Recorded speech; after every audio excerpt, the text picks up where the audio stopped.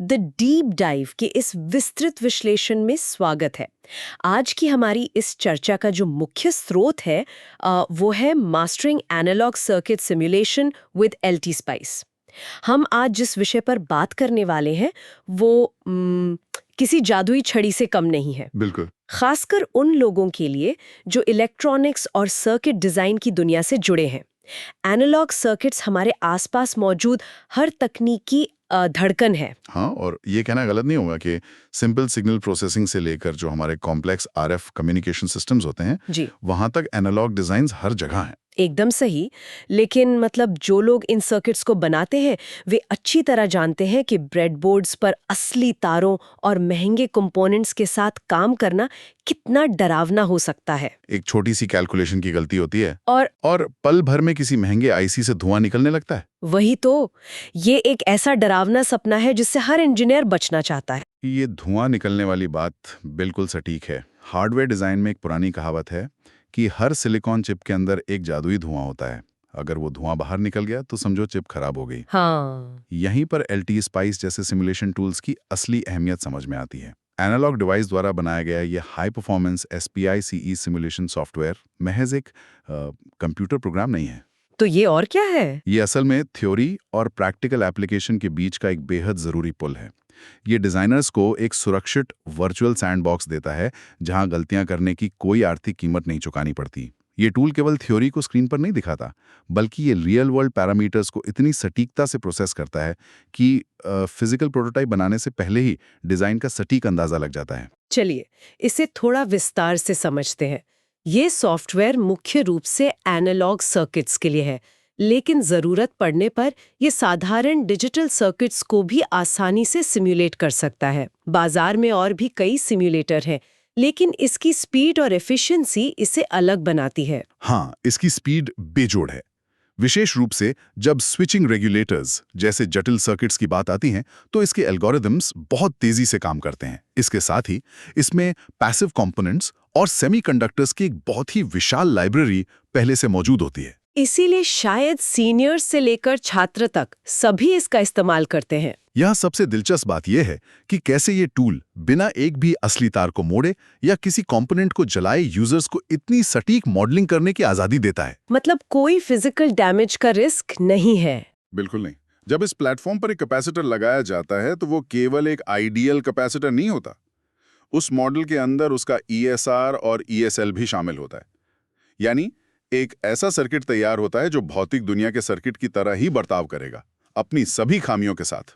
और ये भी बहुत शानदार है कि इतना शक्तिशाली टूल मैक और विंडोज दोनों पर बिल्कुल मुफ्त उपलब्ध है। हाँ, बिना किसी लाइसेंस फीस के। ये मुफ्त वाली बात वाकई हैरान करने वाली है, खासकर जब हम इसके फीचर्स देखते हैं। अगर हम शुरुआती कदम यानी गेटिंग स्टार्टेड की बात करें तो एनालॉग डिवाइस की वेबसाइट से इसे डाउनलोड करना बहुत आसान है। और इसका इंटरफेस भी काफी सीधा है। हाँ, पहली बार ओपन करने पर मेन इंटरफेस में एक स्कीमेटिक एडिटर, एक कंपोनेंट लाइब्रेरी और एक वेवफॉर्म व्यूअर दिखाई देता है। इसे एक उदाहरण से समझे तो जैसे बिना असली ईंटों के कोई डिजिटल इमारत बनाना। सही कहा। वो खाली स्क्रीन एक कंस्ट्रक्शन साइट की तरह है। और कीबोर्ड शॉर्टकट्स इस काम को और भी तेज कर देते हैं। वायर खींचने के लिए F3, किसी नोड को लेबल करने के लिए F4। इन शॉर्टकट से काम बहुत आसान हो जाता है। वो इंटरफेस जानबूझकर मिनिमलिस्टिक रखा गया है ताकि एफिशिएंसी बनी रहे। डिजिटल इमारत बनाने के लिए जो भी औजार चाहिए वे बिना किसी अनावश्यक एनिमेशन के सीधे उपलब्ध हैं। काम करते वक्त कीबोर्ड का इस्तेमाल माउस से ज्यादा होता है। बिल्कुल। ये वर्कफ्लो इतना सहज हो जाता है कि सॉफ्टवेयर रुकावट नहीं बनता, बल्कि सोचने की प्रक्रिया का ही हिस्सा बन जाता है। तो सर्किट डिजाइन के इस वर्कफ्लो को शुरू से अंत तक देखते हैं। ये पूरी प्रक्रिया एक कहानी की तरह है। एक नई स्कीमेटिक फाइल खोली जाती है, फिर लाइब्रेरी से सही कंपोनेंट्स जैसे रेजिस्टर्स या कैपेसिटर्स चुनकर रखे जाते हैं। उसके बाद वायर टूल से उन्हें जोड़ा जाता है। हाँ, फिर कंपोनेंट की वैल्यू सेट की जाती है और पावर सोर्स जैसे वोल्टेज या करंट जोड़ा जाता है। लेकिन यहाँ एक जरूरी बात है। कई लोग सीधे सिमुलेशन रन करने की जल्दबाजी करते हैं और नोड्स को लेबल करना भूल जाते हैं। नोड्स को लेबल करना इतना जरूरी क्यों है? क्योंकि अगर सर्किट में बहुत सारे कंपोनेंट्स हैं और वेवफॉर्म व्यूअर में किसी खास पॉइंट का वोल्टेज चेक करना है तो रैंडम नंबर्स देखकर कुछ समझ नहीं आता। स्पष्ट लेबल्स देना विश्लेषण को आसान बनाता है। और शायद गलतियां पकड़ने में भी मदद करता है। बिल्कुल। सिमुलेशन शुरू करने से पहले एरर चेक करना भी उतना ही महत्वपूर्ण है। यहाँ बात सच में बहुत रोचक हो जाती है, क्योंकि एलटी स्पाइस में डिजाइनर्स केवल डिफॉल्ट लाइब्रेरी के मॉडल्स तक सीमित नहीं है। कस्टम कंपोनेंट्स को भी बाहर से इंपोर्ट किया जा सकता है। हाँ, ये ओपन आर्किटेक्चर ही इसकी सबसे बड़ी खूबी है। अगर कोई नया इलेक्ट्रॉनिक कंपोनेंट बना है और उसका SPIC मॉडल मौजूद है, तो उसे सिमुलेटर में टेस्ट किया जा सकता है। एक बार जब सर्किट बन जाता है, वायर्स जुड़ जाते हैं, तब इसका असली जादू शुरू होता है, यानी सिमुलेशन और टेस्टिंग। यही वो जगह है जहां सर्किट को अलग-अलग परिस्थितियों में टेस्ट किया जाता है। इसके लिए मुख्य रूप से 2 एनालिसिस मोड्स हैं, ट्रांजिएंट एनालिसिस और AC एनालिसिस। इन दोनों के बीच का अंतर काफी महत्वपूर्ण है। ट्रांजिएंट एनालिसिस ये बताता है कि समय के साथ सर्किट का व्यवहार कैसा होगा, जैसे पावर ऑन करने पर करंट का स्पाइक कितना होगा। और AC एनालिसिस फ्रीक्वेंसी रिस्पॉन्स को मापता है। बोडे प्लॉट्स जनरेट करने के लिए इसका इस्तेमाल होता है। इसके बाद जो रिजल्ट्स वेवफॉर्म व्यूअर में आते हैं, वे सिर्फ ग्राफ नहीं होते। वे सर्किट की कहानी बताते हैं। डिजाइनर्स वेवफॉर्म्स देखकर सर्किट को मॉडिफाई करते हैं और फिर से सिमुलेशन रन करते हैं। ये एक बार-बार सुधारने की प्रक्रिया है। लेकिन एक सवाल है, सिमुलेशन तो एक परफेक्ट डिजिटल दुनिया में हो रहा है, पर असली दुनिया में कंपोनेंट्स में टॉलरेंस होता है। कोई भी 2 रेजिस्टर्स बिल्कुल एक जैसे नहीं होते। तो क्या ये सॉफ्टवेयर वास्तविक दुनिया की अनिश्चितताओं को समझ सकता है? अगर हम इसे बड़े परिदृश्य से जोड़ें, तो एलटी स्पाइस में इसका भी एक बहुत ही बेहतरीन समाधान है, Monte Carlo simulation. Monte Carlo simulation? हाँ, ये सीधे तौर पर सांख्यिकीय विविधताओं यानी स्टैटिस्टिकल वेरिएशंस का विश्लेषण करता है। यह असली दुनिया के मैन्युफैक्चरिंग टॉलरेंस को सॉफ्टवेयर के अंदर लाता है। ये कैसे काम करता है? डिजाइनर्स कंपोनेंट्स की वैल्यूज में एक टॉलरेंस लिमिट सेट कर देते हैं। फिर सॉफ्टवेयर सिमुलेशन को सैकड़ों बार रन करता है और हर बार वैल्यूज को रैंडम तरीके से बदलता है। इससे पता चल जाता है कि वर्स्ट के सिनेरियो में भी सर्किट स्टेबल रहेगा या नहीं। ये तो बहुत ही शानदार फीचर है। ये डिजाइन को रिलायबल बनाता है। बिल्कुल। प्रभावी डिजाइन के लिए कुछ और टिप्स भी हैं। हमेशा एक सिंपल सर्किट से शुरुआत करनी चाहिए। पूरे सिस्टम को एक साथ बनाने के बजाय उसे छोटे-छोटे ब्लॉक्स में बांटकर टेस्ट करना चाहिए। और डिजाइन्स को नोट्स के साथ डॉक्यूमेंट करना भी जरूरी है। लाइब्रेरी से असली कंपोनेंट मॉडल्स का इस्तेमाल करना चाहिए। कई बार सिमुलेशन बहुत धीमा हो जाता है। उसकी स्पीड बढ़ाने के लिए क्या किया जा सकता है? स्पीड बढ़ाने के लिए नोड्स की संख्या कम की जा सकती है, सिमुलेशन टाइम को लिमिट किया जा सकता है और सर्किट को सिंप्लीफाई किया जा सकता है। ट्रबल शूटिंग के आम तरीके क्या हैं?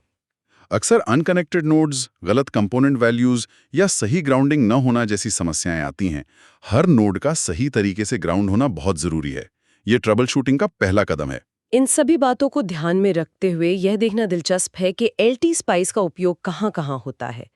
पावर सप्लाई डिजाइन में इसका बहुत इस्तेमाल है। हाँ, एफिशिएंसी और स्टेबिलिटी के लिए स्विच मोड पावर सप्लाई को सटीक रूप से सिमुलेट किया जा सकता है। फिल्टर डिजाइन में भी फ्रीक्वेंसी रिस्पॉन्स को चेक करने के लिए इसका उपयोग होता है। ऑडियो एम्पलीफायर्स में गेन और फिडेलिटी मापने के लिए डिजाइनर्स इसका उपयोग करते हैं ताकि आउटपुट सिग्नल क्लीन रहे।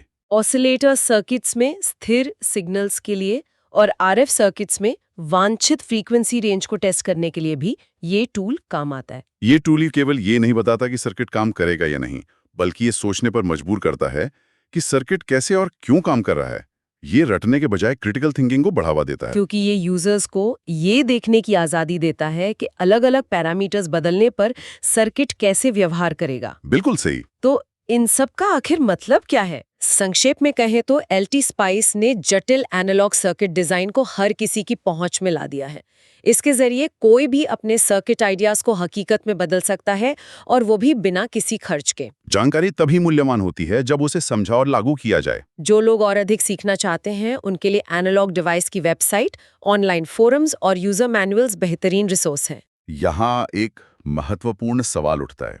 यदि मोंटे कार्लो सिमुलेशन और वास्तविक कंपोनेंट मॉडलिंग के साथ एलटी स्पाइस जैसा डिजिटल वातावरण इतनी सटीकता से भौतिक दुनिया की अनिश्चितताओं की नकल कर सकता है, तो क्या भविष्य में हम एक ऐसे बिंदु पर पहुंच जाएंगे जहां किसी भी भौतिक प्रोटोटाइपिंग की जरूरत ही पूरी तरह खत्म हो जाएगी?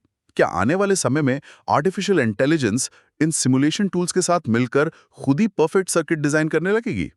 ये विचार वाकई सोचने पर मजबूर करता है।